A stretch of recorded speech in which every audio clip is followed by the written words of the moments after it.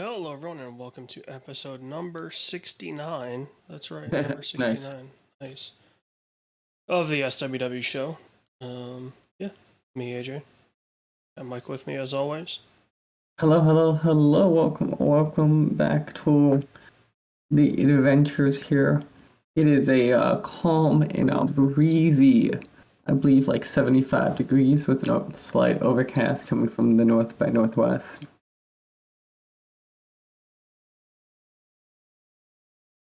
Hold on. Here, It's here, currently nope. 82 degrees with a 67% humidity. Wind speed 14 mile an hour coming out of the south. Heat index feels like 86. See, you be careful though. I feel like if you could, can you imagine though if you just like list your weather forecast, people would reverse figure out where you live based on that. I mean, that's the current conditions at the local airport, so it could get you in a region, which is, I've been mildly open about that, so. I've landed at the airport. It's fair. Yeah. To get us started here, immediately let's jump into the most important of the things. The thing you've been looking forward to the longest with college football. Yeah, college football 25. Talk about it. It's finally here. And it's everything you want. When I fired it up that first day, so I got the, $100 one or whatever it was, to play on a Monday instead of a Friday, because that week was going to be busy. And I was like, if I don't get the expensive version so I can play a couple days early, I'm not going to play this for like 2 weeks. Just because of how my schedule is. And I really want to be playing this. Could I have waited the 2 weeks? Yes. I disappointed that I paid paid extra to get early? No. So That's interesting that you kind of have this back and forth. What is it that kind of is it worse than Madden? The same or? it's completely different from Madden. Okay. At least Madden 24. Just Madden 25 is not out yet. Yeah, it's completely different. I mean, they actually put effort into this. Whereas Madden has just been basically a roster update for the past 10 years. I thought it's like been a year or two where it's good. No. No? No.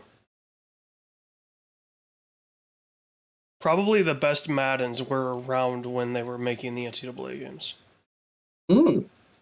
So, which, funnily enough, so the last NCAA game was 14, and the Madden at that time was Madden 25. Oh. Because that was when they did the 25th anniversary. That's pretty funny. So nice. I am curious to see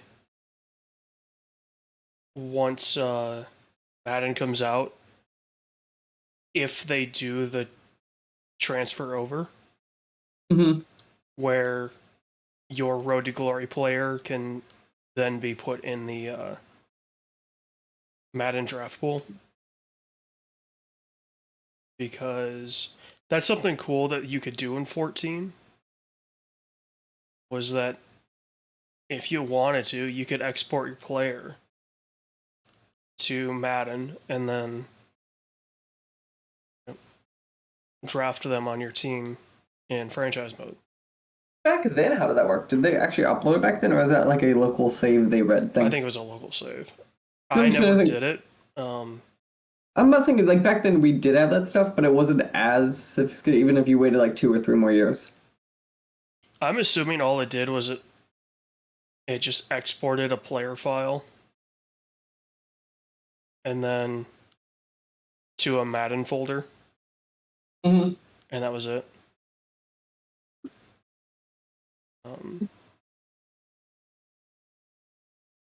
Yeah, because obviously it would have its own unique identifier, right? It wouldn't be a player that they're already bringing in that first draft class that they put in themselves. Mm-hmm. So, No, yeah, that's fine. obviously I So, don't know exactly how that worked back then, but would you say then this game was worth at least the main price, though? Or still deciding? $70, yeah. I mean, if you are a college football fan, right? Like this is not a game that anyone's gonna just pick up and enjoy. You need to really enjoy the glamour of collegiate football. With all of its very specific nuances, I assume. Yeah. Because, I mean, they took some shortcuts, right? Like, when the teams come out on the field, the visiting team, it's the exact same animation every time. And then there's one or two animations for the home team. Now, if you're a school like, say, Ohio State, where you have this, big pomp and circumstance at the beginning of the game with the script Ohio, with, the drum major bending back and touching their hat to the field, like, they have all that stuff, right? They have the things that schools are known for. But then in between those segments, it's all just generic. It's the same animations. Which isn't a problem if you were able to skip through them. But you're not. Are you just kind of stuck with them then, or? I imagine it's doing a bunch of background loading while those are going on. Because there are times where, like, the commentary will cut out before the intros are done, which is funny. Because then it's just quiet and it's just whatever the background noise is. But yeah, it's I did a Road to Glory as a quarterback, and I'm in my junior year. I chose Northwestern because they were the only Big Ten school that wanted me to start. I did pretty good my first season. If you're gonna do Road to Glory, you need to pay attention to the roster before the end of the year to see how bad your team's going to be next year. Because I think when I was my guy was a freshman at Northwestern. Northwestern was a like 82 or 83 overall. His sophomore year, our first game, they were a 77 overall. And they don't tell you, like, what you're going to drop down to. So if you don't enter the transfer portal and you stick with it, like, I went from going 9-3 to 4-8 because the team was so bad. But I was like, how does the game handle, like, the multiple things of, like, college leagues and stuff? The conferences, they're just in there. Okay. Yeah, it follows. Face everyone. It follows the kind of rules of conference scheduling as well. So, every team's got 12 or 13 games for certain conferences. Like for the Big Ten, I think it's 9 of your games have to be conference games. Mm-hmm. I think the SEC is 8 have to be conference games. So, I mean, it'll, when it does the schedule, it will handle stuff like that. Okay. It also seems to handle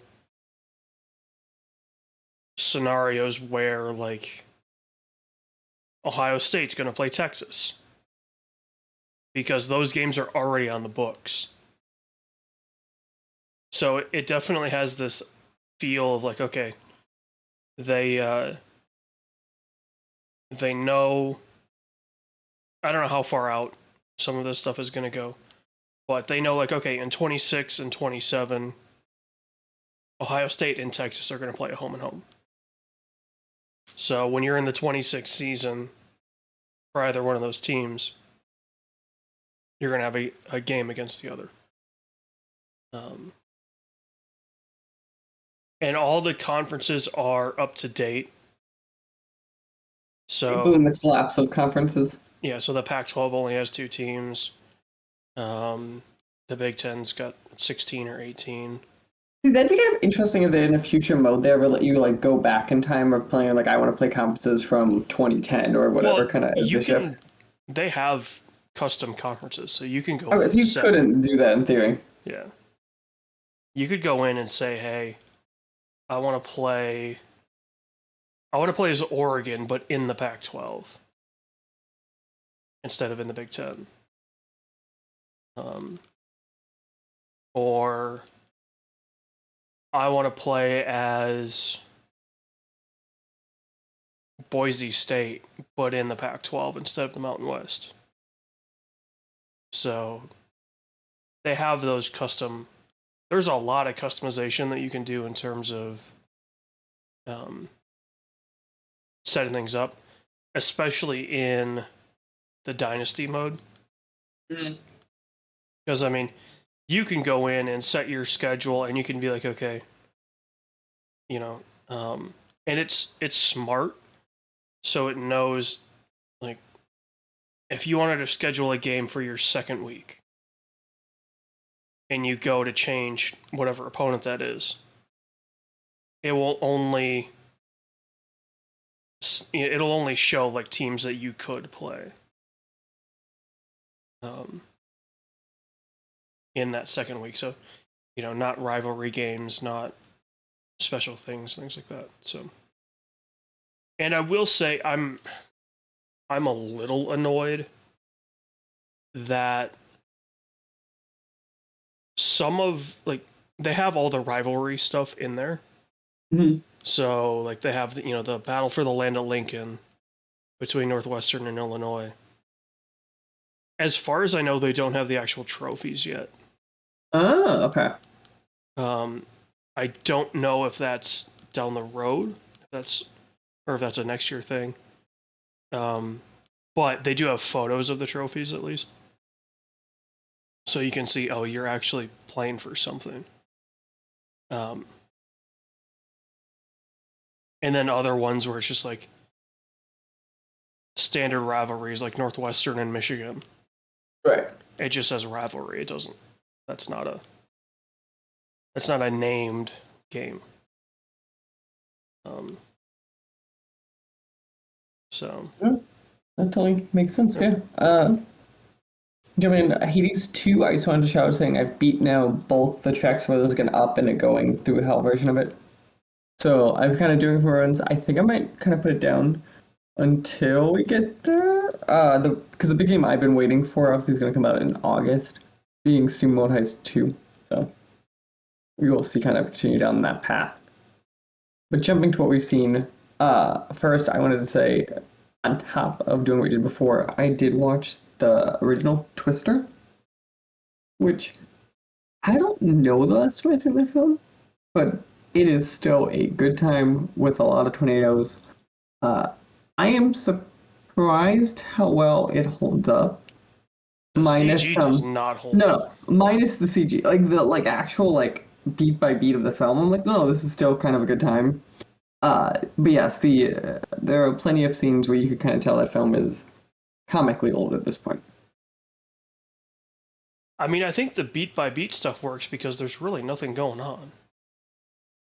It's interesting how like kind of Twisters versus Twister, how many tornadoes kind of changes a bit too, just kind of like the speed of these films. Yeah, I would be curious. So you have, let's see, in the original Twister, you have the one where Joe loses her Jeep, which is right away. Then you have the water spout, which is where you get the cow. Mm-hmm. Although I wouldn't really call that a tornado because they don't really do it. Then you have the one on the hill, right, where they try to deploy Dorothy and they wreck the ram. So that's two tornadoes. Then you have. So the F2, where's this F3? Well, then they have the one that goes through the movie theater. I think the film is 5, so it looks like we get an F1, then F2, then F3, F4, then F5.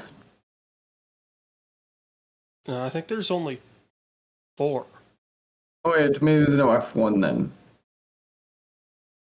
Because then you have the big one where they run into the bar. Yeah. So yeah, I think there's only 4 tornadoes in the original Twister, and obviously Twisters has the open.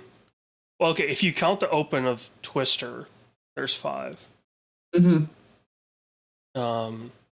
count that. That makes sense. Like it's part of them. Yeah. So if you count the open of Twister, you have to count the open of Twisters. So that's 1. Then there's the one where Kate backs out. So that's 2. Then you have the pool scene. Do you have one before the pool scene? Yeah, you have the twins. Right. The twins. Or the twins after the pool. No, the twins are before. Because they already bonded. The twins are still rivals. Yeah. So that's 3. Then you have the rodeo is 4. And then you have final. El Reno. So is it really 5 for both? Yeah.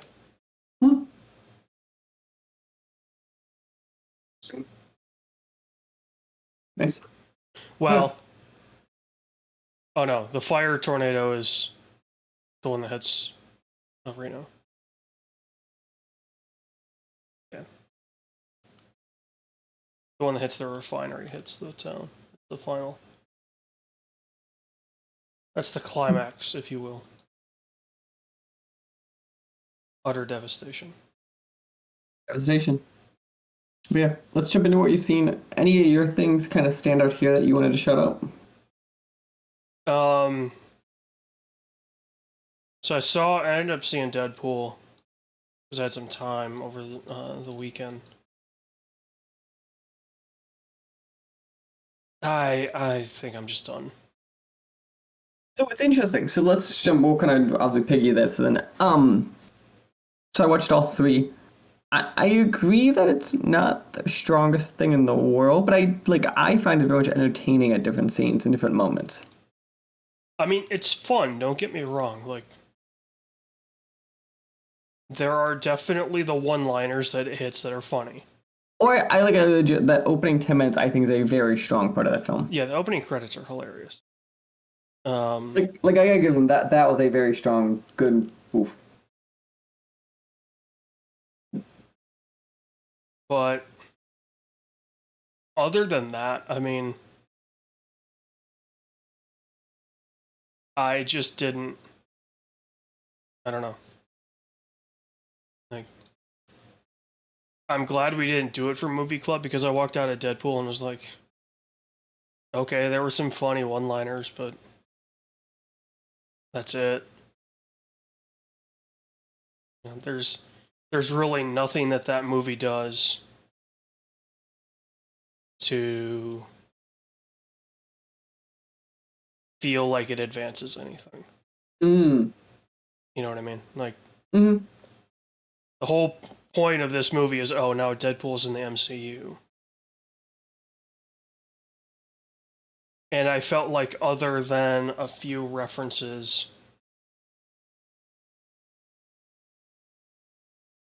it just didn't. You know, it's the same problem that we had with Thor, Love and Thunder. Mm-hmm. Mm-hmm. Like, it's supposed to advance something, but there's nothing really advancing. Sure shit doesn't feel like it's advancing anything. Deadpool, I think I forgive it more just because of the character I expect less from. I think that's part of it. Yeah. Like Deadpool inherently, like, as we've learned, you don't walk into this, like, sure, there's a moment of quotes where they say the universe, but, like, the stakes are never supposed to be this real giant thing, kind of, even if they technically are. Yeah. Like, even this where Sherry technically saves the universe in the same way he did in 2, but it's very much a abstract, like, it doesn't feel big. Yeah, I mean, the villain in this just, it kind of feels like a true MacGuffin. Like, we just needed a villain that nobody knows. And for being so strong, I don't understand how they beat. But that's a for a different discussion. Yeah. So let's just jump in then. The big thing I want to talk about. So it has been decided in the spring of next year that I'm going to Paris. I want to know your thoughts on the best ways to upset French people. Well, first off, why? She really wants to go. So she's going to be extremely disappointed. I'll just let you know that right away. So you're convinced Paris syndrome's gonna happen? Oh, 1,000%. Oh, see, this will be the going into it. We'll see if it does or doesn't. Paris is one of the most dangerous cities in Europe right now. No, I knew that. Like, that one actually, we relatively, like, have, like, ideas where we're going and kind of, like, it's not like we're wandering blindly. Oh, it doesn't matter. Like, they will get you. So you need your head on a swivel. Also, the city smells like piss. So, just a forewarning. We shall see. We'll continue these updates as we go along, but then we will see how right you are or not. So. I mean, there's no way it's getting any better in a year. So we shall see. Let's jump right into it. There seems like not a ton, but there's some very big ones. Let's start with the sad one with this one. Warner has announced they're laying off basically 1,000 people, most connected to finance and a few connected to Max. Obviously, just continues the continual plague that Warner has had over the last few years. Any thoughts of, do you think it will get any better? I still think I don't know if we're completely out of the woods yet on the overhiring that companies did for COVID. Especially, like, where theaters, like, I'm not saying the theater scene is great right now, but it seemed to have stabilized a hair, which might at least hopefully kind of get to, but we're going to get to in a second, too, let's jump into that, of Apple's also reining in spending, though, too, because obviously, like, streamers and other things propping up a lot of the lack of other films popping up. And there's a story from Bloomberg basically talking about how Apple has realized they have to really start cutting back, as the other streamers have also kind of done the same thing. I just, like, these headlines are hilarious, right? I know that. Apple's going to try to cut back after years of losses. Like, you knew going in you were going to be operating at a loss. Right, like the loss was built into the system. I'm not saying the loss should have been a shock to them in the slightest. Like, you know, I hate to say it, but you're not. There's zero.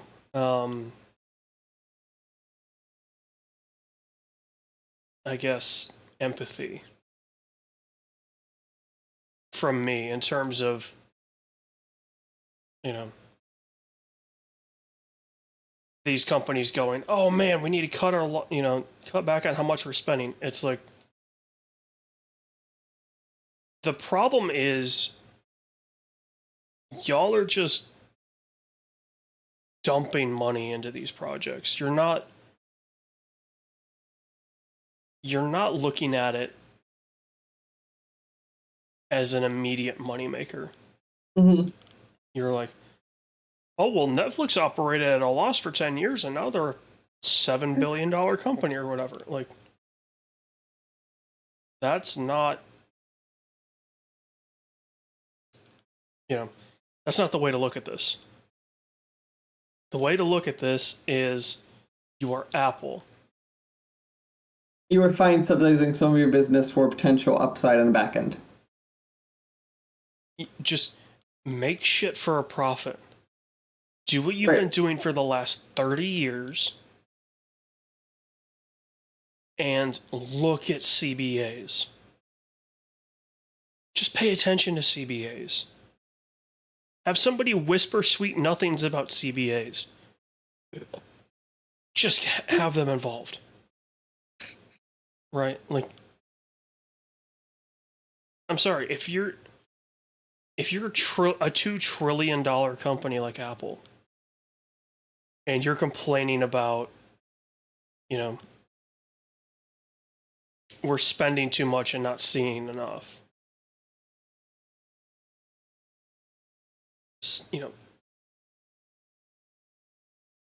it's your fault you're spending too much, right? It's not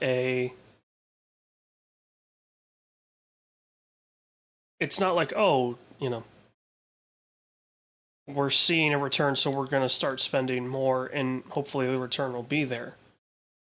You're like, oh, we spent whatever to make the first season of Ted Lasso. It was a huge hit. Now we're going to, 10x the budget for the next however many seasons. And then you go, but why aren't we making money? It's like, you just spent all of it. Because you went from, as an example, I don't know what the budgets for Ted Lasso were. Mm-hmm. Say it cost them $10 million for the first season. And then Apple saw how much of a hit it was. And then maybe they didn't 10x it, but they 5x'd it. So now you spent $50 million. And, okay, it looks better.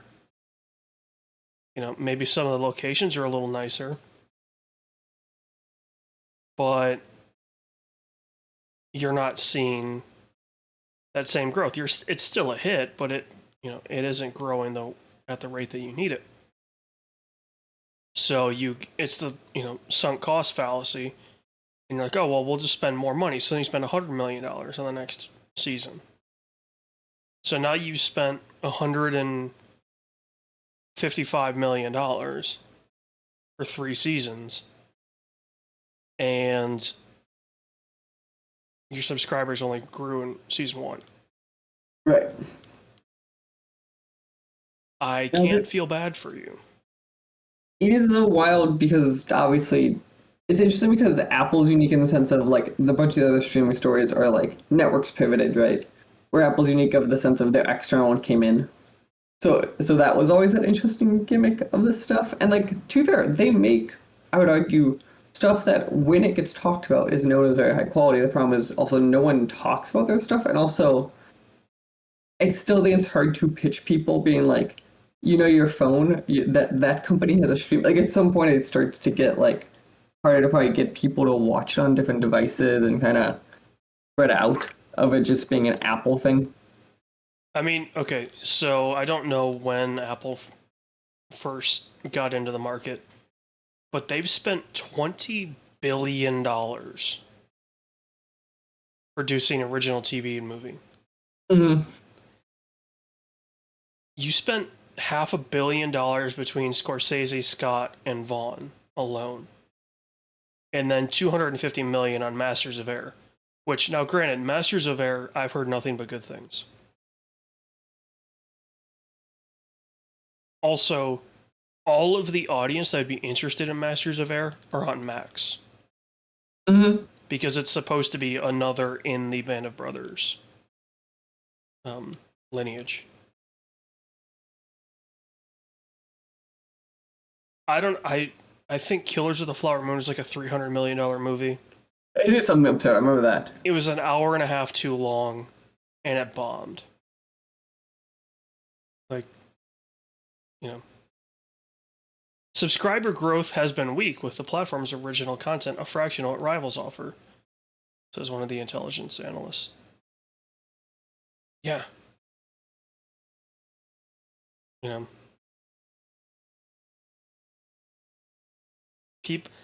I get it, right? Like, people only care about how many iPhones Apple sells. Mm-hmm. They don't care about TV stuff.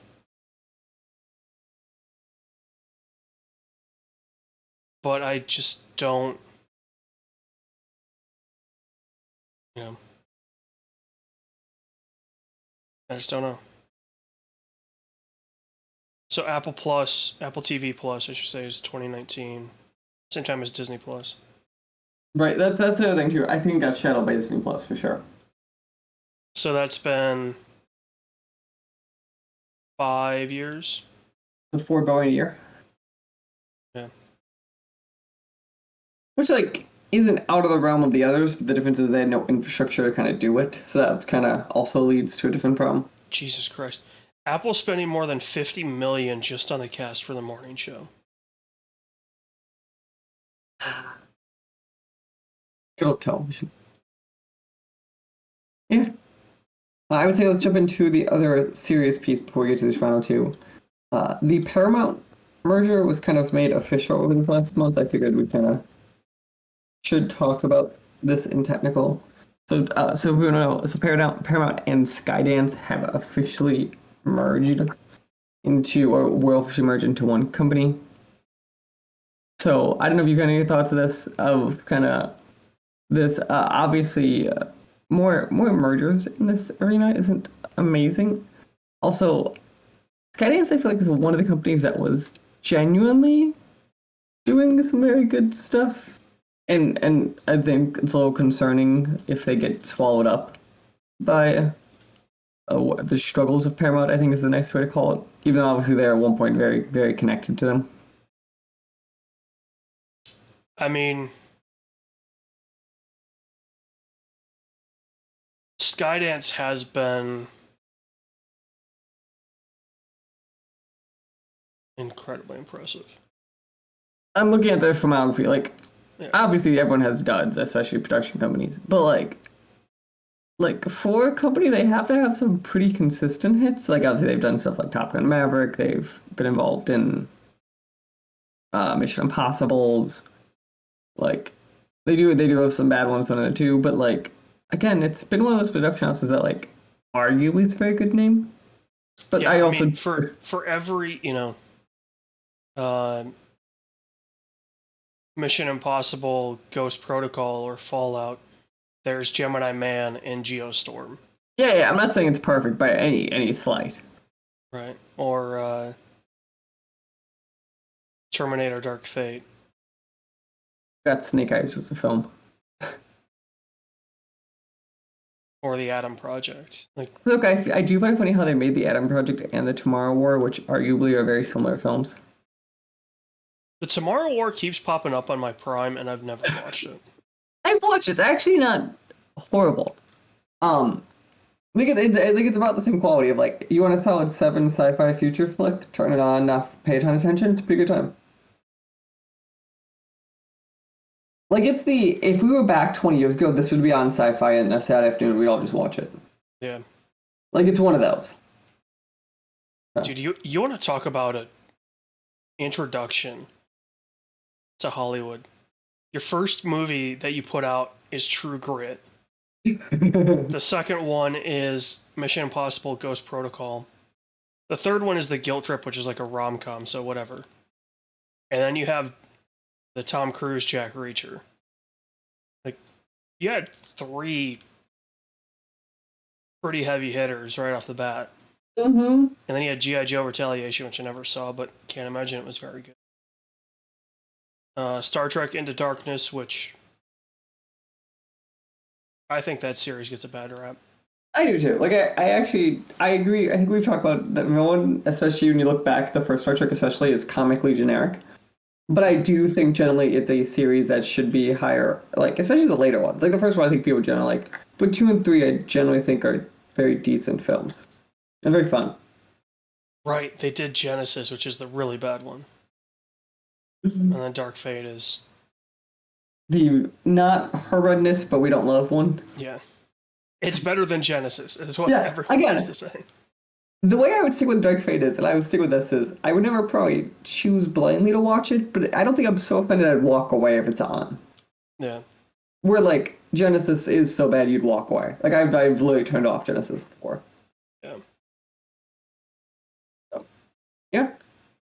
The quick easy news I wanted to shout out was, because of course it is, as we'll get into in a second, because everything old is new again. Shrek 5 is happening in like 2 years. Because of course it is. Do you have any thoughts of, obviously DreamWorks went back just because it makes a ton of money, but I don't know if you have any other thoughts of, I just assumed, honestly partially assumed that like Puss in Boots would just be the series at this point and Shrek would just kind of stay it. I think what Shrek is trying to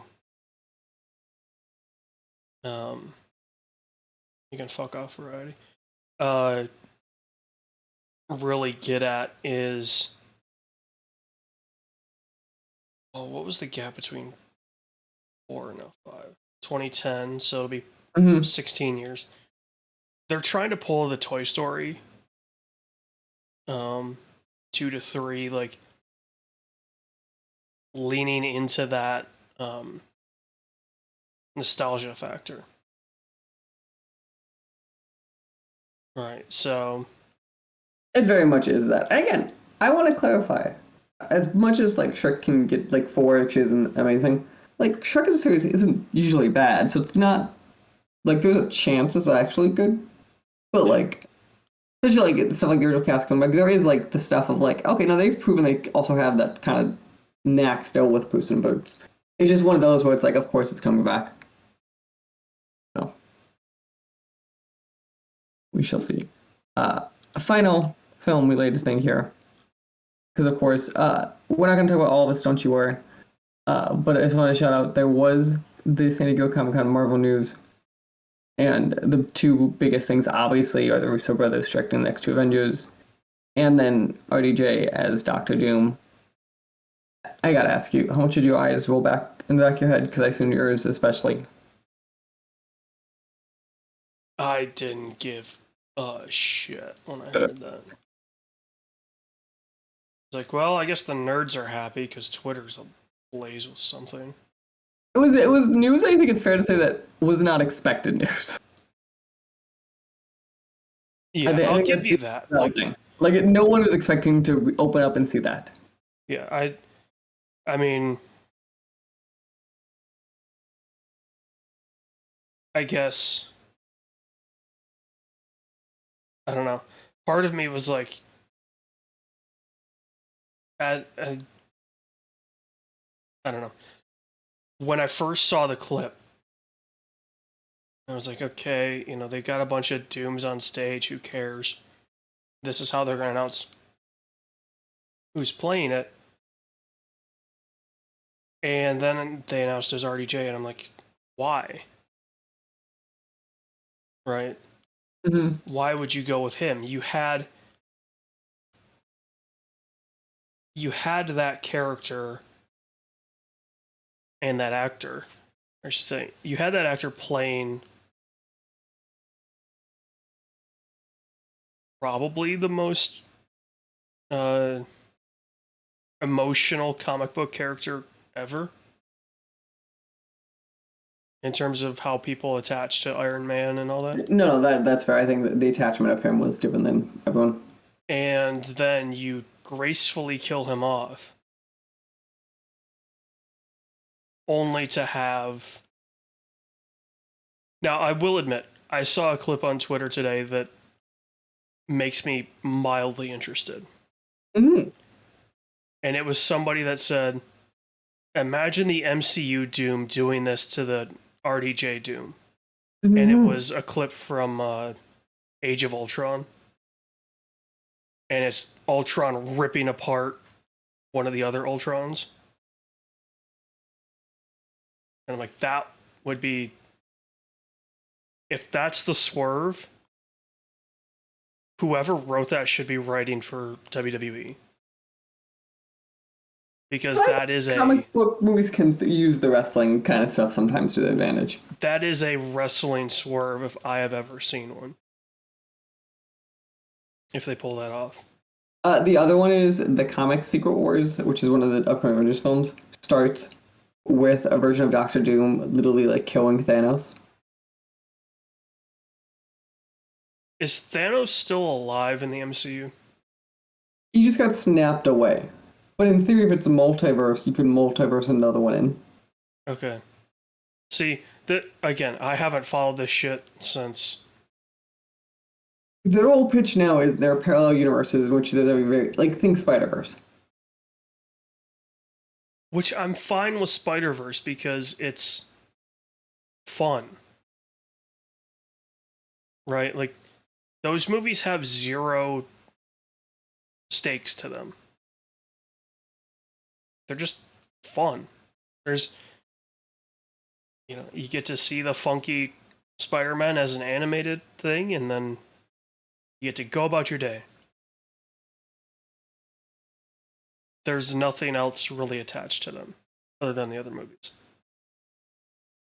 Now it's like you need you need to have a full-time job just to keep up with the fucking MCU, and I'm like, dude, I am not that vested in your comic book movies. When it was 1 or 2 movies a year, I could stomach that. But if it's going to be 4 movies a year and 8 TV shows, no. Right? Like, I get it. There, you have the, the comic nerds that are going to do that. But the public isn't going to do that. And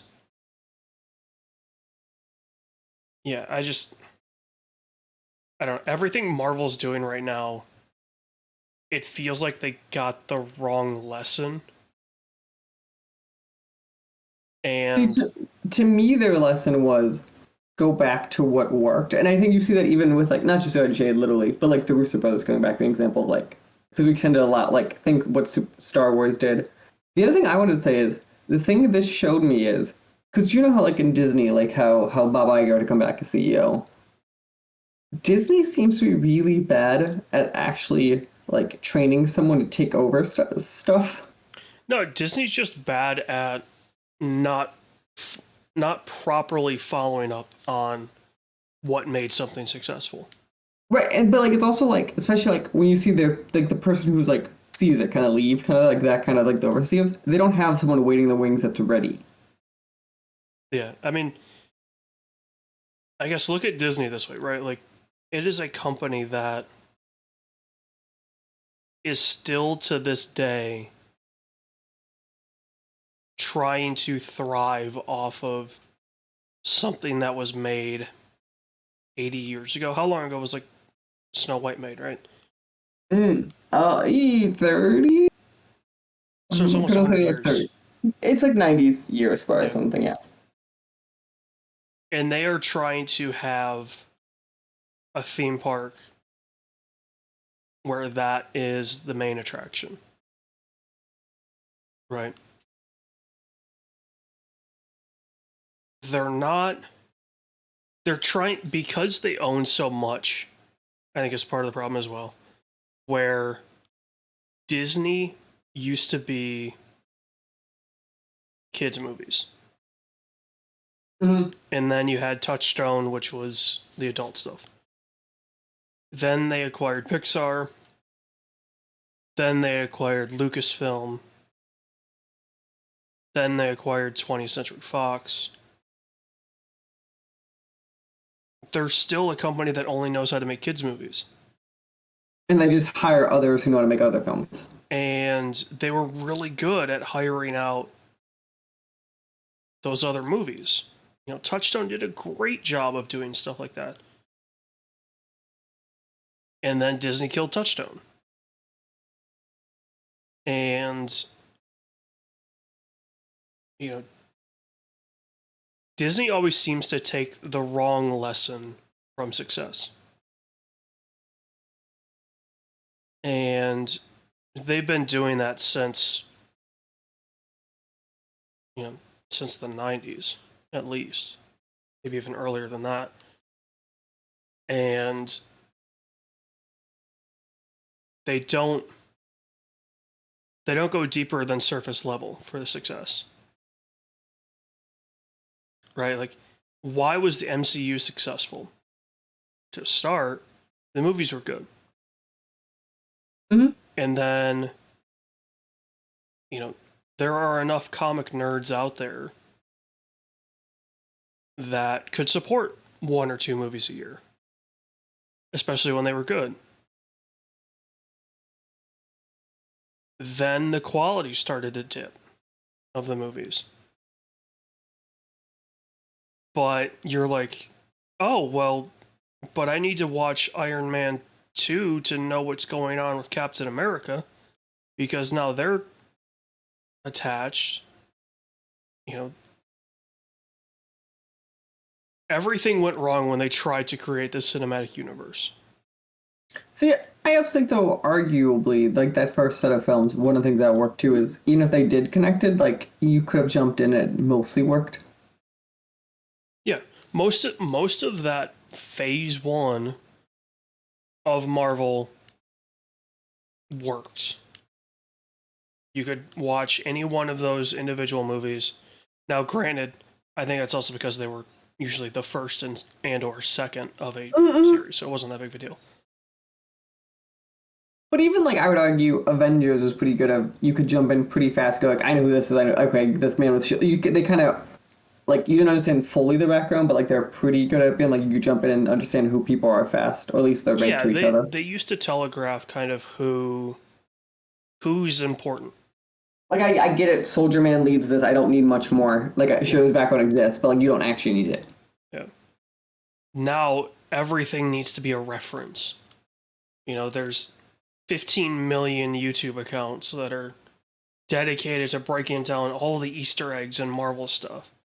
And then Marvel sees that and goes, oh, this is what makes these things popular, is the different references. Well, guess what? You're just playing Circle Jerk and Icky Cookie. Somebody's going to need to eat the Icky Cookie. And it sure shit ain't going to be me. So.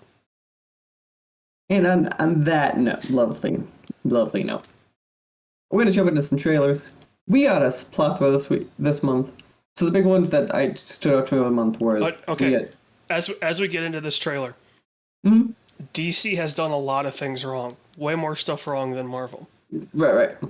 This is a sacred part. They're leaving this shit alone. They're letting Arthur... what's his last name? Oh, God. They're letting Joaquin Phoenix's Joker be his own Joker. It's not tied to anything. Yeah, this is Joker, Fandula. We got a trailer for it. But yeah. Oh, Fuller. What was your take on this? It's not Wisconsin. I thought this trailer was really cool. I also thought it was it was a good set piece of, like, you don't actually know what's going on, but it's very good, like, character piece and kind of showing off the vibe of the film, or what I'm hoping the vibe is. Okay, here's the question. Because for the MPA splash screen, The thing that it's rated R for includes brief, full nudity. Hmm. What are we seeing? Are we seeing Joaquin Phoenix's dick, or are we seeing Lady Gaga and her full frontal? We both know the answer is not going to be the answer we want. I know, we're going to be seeing Lady Gaga completely naked. Joker coming out this fall. I promise you'll be the movie club that month. Oh, right. Next, one of the ones we could jump through real fast. I just want to shout out Captain America. Is it Brave New World or what's it called now? Brave New World. Yeah. Yeah, because they changed the name. It used to be New World Order. Comes out in February. I think it looks good. I at least think it looks very much that more spy-crafty, like Winter Soldier vibes than like recent stuff did. So I'm at least hoping. But here's the problem, right? I watched that trailer in front of Deadpool. Mm. Other than knowing that that's Falcon, you'd have no clue. I don't know what the fuck's going on. No, and and also to be fair, me knowing the stuff, I don't know what the fuck's going on. Like that's okay. the way that's set up. That's not a like you should know what the hell's going on setup. Okay. That makes me feel better. If even the people that are following the shit don't know what's going on, something's I don't think we know much about that film. Like I generally don't think we know. We know there's some terrorist organization trying to kill like the president, but like that's really like you see that in the trailers. Like that's not much. So, two trailers that I think we're gonna jump to real fast is Gladiator 2 and Borderlands. I think Gladiator 2 actually looks fairly good. I think Borderlands looks scary bad. I don't know if you have different impressions. And you know when I'm saying that, we've already lost the plot. Yeah. The trailer that looks actually good that I wanted to really shout out is 100% A Complete Unknown, which is the Bob Dylan biopic. Did you kind of the same impression I did of I am shocked how good this looks? It does look good. I am curious to see how much of this movie takes place in Minneapolis. Because you know there's no way they're going to do Duluth. They're going to make him from Minneapolis. And... No, what are the odds it is Duluth? Dude, if it's Duluth, I will literally splurge buckets in the theater. Because there's no way you're ever going to see Duluth on the big screen. Yeah. That is Duluth's one shot at getting name dropped in a big movie. But I forget, I know he was born there. Was he like raised there the whole time? Like I'm trying to think when in the film could they jump to that gets him out of there? He grew up there. I forget exactly when he left, but yeah, so it probably is a while. Yeah, he's still up there when like he started becoming a big hit, so yeah, I think it'd be pretty hard to skip him out. Let's see. I forget he's still alive. Yeah, he's only 83 is kind of the scary part. Because like legitimately in my head, he's been dead for like a long time. Yeah. He's just one of those people you just don't hear about anymore, so. So in 61, he travels to New York City. So 19. So I guess, yeah, young age, he was showing him at all as a kid. Yeah, I mean, if there's any part where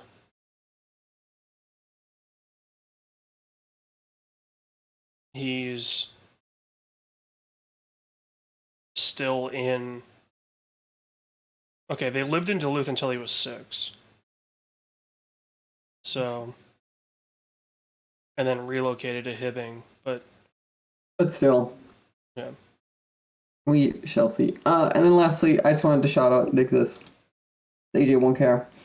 I think what looks really fun, the 4:30 movie from Kevin Smith just got a trailer dropped like today as we're doing this. So I thought it looked really fun. I think it looks like one of those fun like coming of age stories that we've been getting a lot more recently. So go check that out if you're interested. Jumping to games, we don't got a lot, but we got some big. The big one is we have another actor strike. This time, SAG-AFTRA is striking specifically over some AI terms in their upcoming contract. Apparently, that is the literal sticking point for this strike. I don't know if you had any thoughts on this. Obviously, it's always that fun what you can and can't, but I know kind of your initial thoughts kind of digging through this. In terms of SAG-AFTRA stuff, I have a few people that I know, but I wasn't super involved with them. Um, so I don't have a ton of inside information on this one.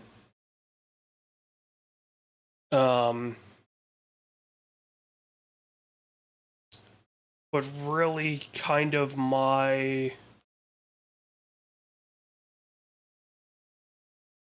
sticking point of this is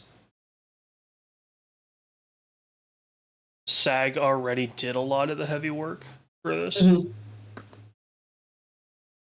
So it shouldn't take that long. You just think, practically speaking? Yeah. Because, so it's called the,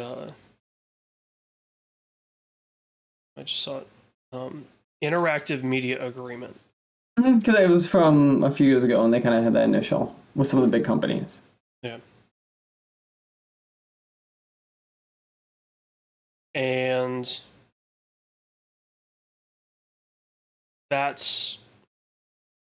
they're going to look to that, I don't know who is currently Crabtree Ireland. It's currently their leader. What's her first name? Of course. If they do mention it, they're not tagged. Oh, Duncan Crabtree Ireland. There we go. He's the chief negotiator of SAG-AFTRA. He'll look at what SAG did in terms of basically bending Hollywood over a barrel and say, look, you already have these agreements in place. We're not asking for anything different. We just want these terms. And if they go about it that way, right? If they just say, hey, we just want the terms that SAG has. Again, I don't see it taking that long.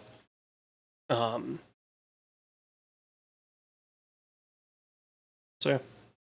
Thanks. Yeah. Jump. The next thing is just a quick update. We now have a union at Blizzard. Yes, that is one of your favorite World of Warcraft. Very studio. They are negotiating currently a union. We will kind of get more updates as that is happening. But yeah, there is a recognized union happening over in Blizzard. And then only one layoff story this month at least, which is Piranha Bytes closes, which is a studio that's been on for a while. That has kind of been working on a bunch of stuff, has shut down. I really have not seen a ton of other layoffs. There's kind of a few mixed in. As we said, the other one I have here also is Humble.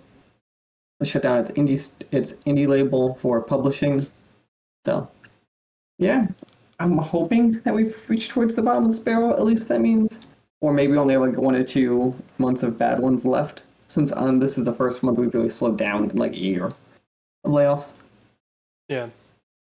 So we shall see. Jumping into the games, we're getting to the end of the year. We still don't have a ton of dates, which is kind of surprising, but Season 1 Heist 2, August 8th. That's the game I'm looking forward to probably the most. Always Got Loves comes out August 30th. Diablo 4 gets an expansion in Vessel of Hatred on the 8th. Call of Duty Black Ops 6, October 25th. November 15th, AC Shadows. Microsoft Flight Simulator 24 on the 19th of November, and Stalker 2 on November 20th. Do any of these stand out to you, or are you kind of in your game that you've been waiting for? I mean, I'll check out Star Wars Outlaws because it looks interesting. And I'll eventually get around to checking out AC Shadows. AC Shadows is it seems interesting to me. Because I liked Ghost of Tsushima so much. That I just love that style of that feudal Japan era. So I mean, I'll check that out. I'm not gonna be. I probably won't be day one, but. And then lastly, movie club. I think the only thing I saw that was feasible is Borderlands, unless you find something else. Well, your other two options that were originally on the list are already out, so. There we go. Borderlands, it is. Yeah, that was everything for this month. Do you have anything else for the peoples?